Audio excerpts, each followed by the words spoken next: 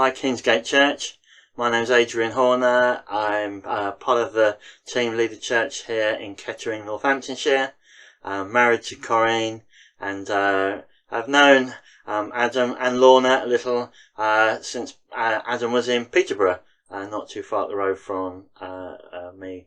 But part of the delight I get to do is around churches is just share a sense of the prophetic that God stirs in me, and Adam's invited me just to speak to you very briefly about all that I'm carrying, and I'm praying for you and Kingsgate today. So let me get to it.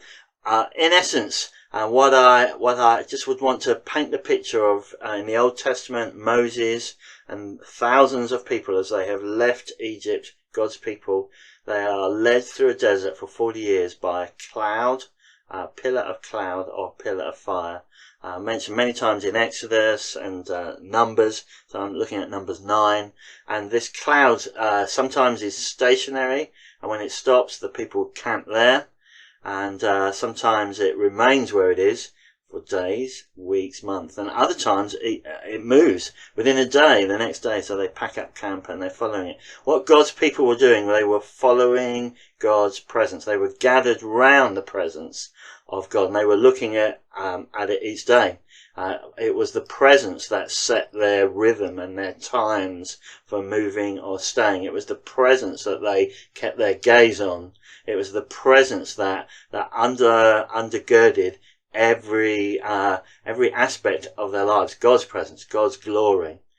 And just reminded that this time that is still true. The new covenant promise is that we don't follow a cloud or a fire looking in the sky. No, we follow the living God who has now come to us. But it's the same glory, it's the same presence. You remember in Acts 2, the wind blew, pillars of fire coming upon the disciples. That's our Pentecost invitation too. But as we receive that, we so also follow God's presence. We so also arrange our lives by looking at Him. Our agenda, our timetable is as we look at Him. We respond to His leading. We wait. Like the early believers with Moses, the Jewish believers, they were looking with him. Is the cloud moving today? It's staying the same. Oh, how long will we stay? We have the same questions. Lord, how long will it be like this? What are you calling us to? Will you be drawing us today? No, you're still here. And so we remain before you. Let's be those that center our gaze, not on things on earth, but let's take our priorities by looking and gazing at the presence of God in the face of Jesus Christ. It's not just a feeling, it's a person. The presence of God is embodied in Jesus Christ, the Son of God. So I encourage you, let's be those that are practice leaning into the presence. Sometimes we need to just quieten ourselves down. So much noise in our communities and society. Let's find the stillness, the rest of God. Be still and know, says the psalmist, know that I am God. Let's come before Him with quietness and reverence and trust. Maybe let's park our questions and say, God, in my time, our routines, our plan, they're in your hands. God, we lift our gaze and we look at the pillar. And as we do that, we find peace comes.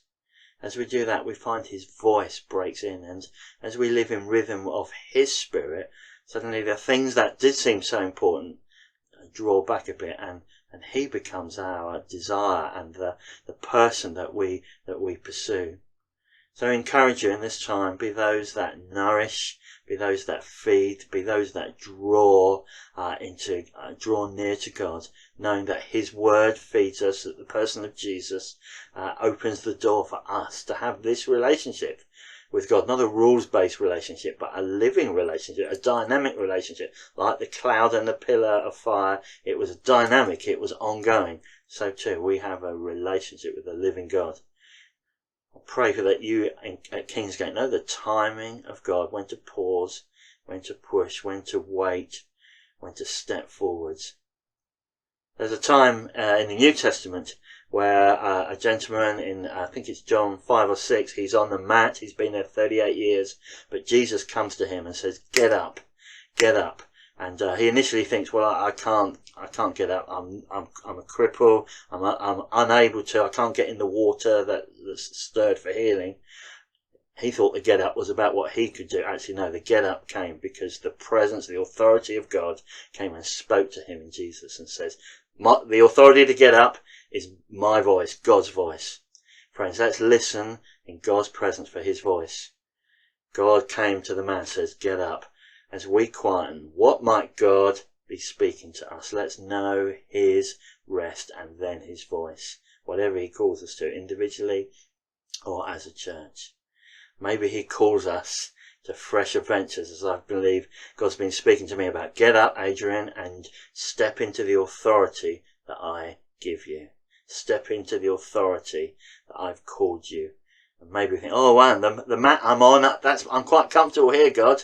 Or maybe Moses' people say, oh, we quite like this valley, pillar of fire, please stop here, we'd like to remain here. And God says, no, today's the day, and now it moves. Today's the day, get up. And then there's Peter, isn't there, in the New Testament. He has a vision in a trance. He's on a roof, and the Spirit says, get up, and as a Jew, go to a house of a Gentile.